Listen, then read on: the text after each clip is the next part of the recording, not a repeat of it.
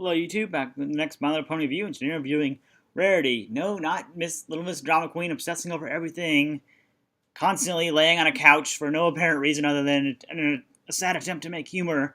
Not that Rarity, although coincidentally, also Unicorn in this case. I'm talking about the first version of Rarity that we ended up getting. The one that first appears in the Runaway Rainbow as basically attempting to make the first rainbow of the season. And she's basically pretty much a kid. You can tell, I think, on a lot of accounts, making up excuses for things she's done wrong.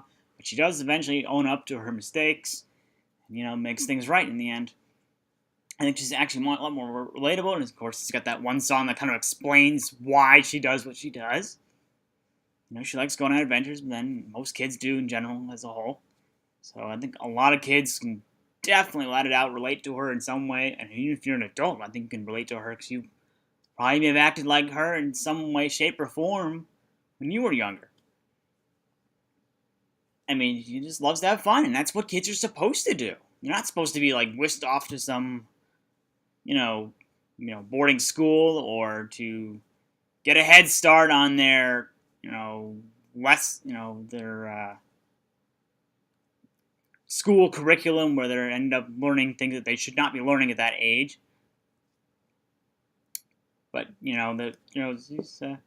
definitely, I would say without a doubt, she's definitely a likable character. I mean, she was good enough to be in the live show in the World's Biggest Tea Parties, where once again she has a variation of her own song, and she ends up helping to contribute to the party. But she, I'd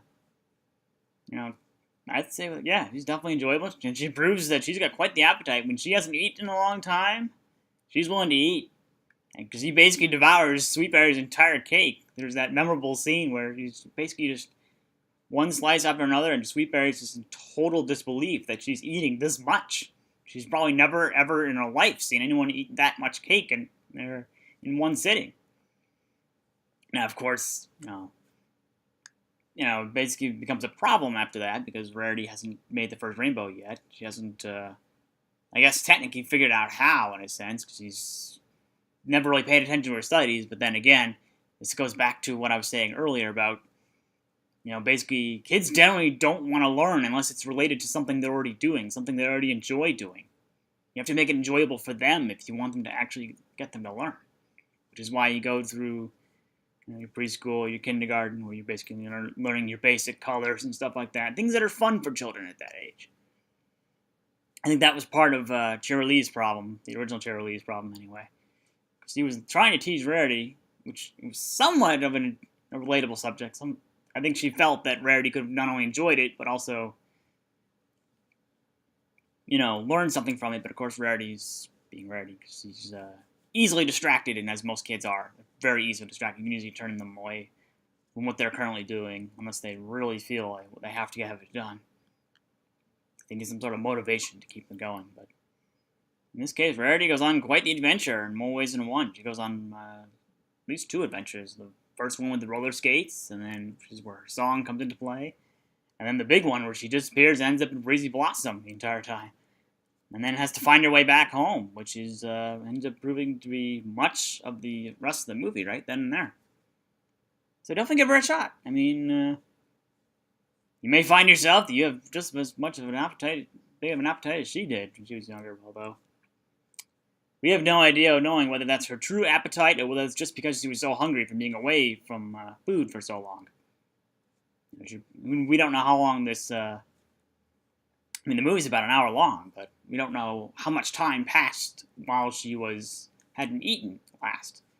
I mean, we never see her eat, really, at all, until she ends up in the Cotton Candy Cafe. I think this is where she ends up, where Sweetberry's making where Sweetberry already has the cake. And we don't know what that cake was even prepared for.